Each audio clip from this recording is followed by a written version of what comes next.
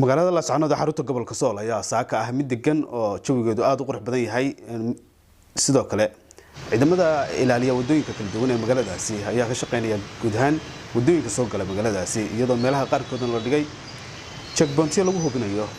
gawaarida iyo dadka soo galay magaalada waxaana magaalada ka shaqeynaya guud ahaan booliska lagu talagalay in ay kontrolaan nabadgelyada ciidamada Somaliland hore ugu shaqeyn jiray magaalada dhexdeeda kuwa Somaliland ee booliska iyo kuwa trafficada ah ayaa hadcad laga daabulay magaalada waxaana la geeyay magaalada Caynaba ee gobolka Saraar hadda magaalada Laascaanood waxa gacanta ku haya ciidamada Khaatumo ama ciidamada SC xaqdarka ah oo ilaalinaya nabadgelyada iyo amniga magaalada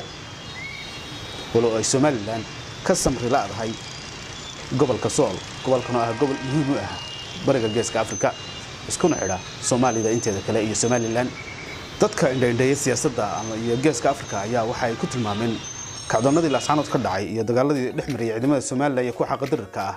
ayaa waxa ay ku tilmaameen in Somaliland faraheeda ay ka baxday magaalada Laascaanood xarunta gobolka Sool ay maamuli doonin mar dambe soo kale gobolada Sool Sanaag iyo Cayn ayaa la filayaa bilahan soo socda in maamulkooda la hilgariyo booliska militariga iyo qaybaha kale ee dawladda federaalka Soomaaliya ayaa soo dhaweysay kulamo xasaasi ah ay yeesheen ismada dhaqanka iyo guddiga 33 ahi waxaana ugu riyaaqeen sida wanaagsan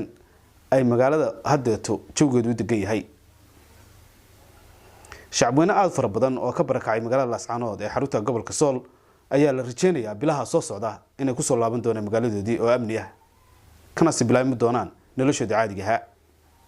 waanigu Maxamed Cawiil Kawte كهنيس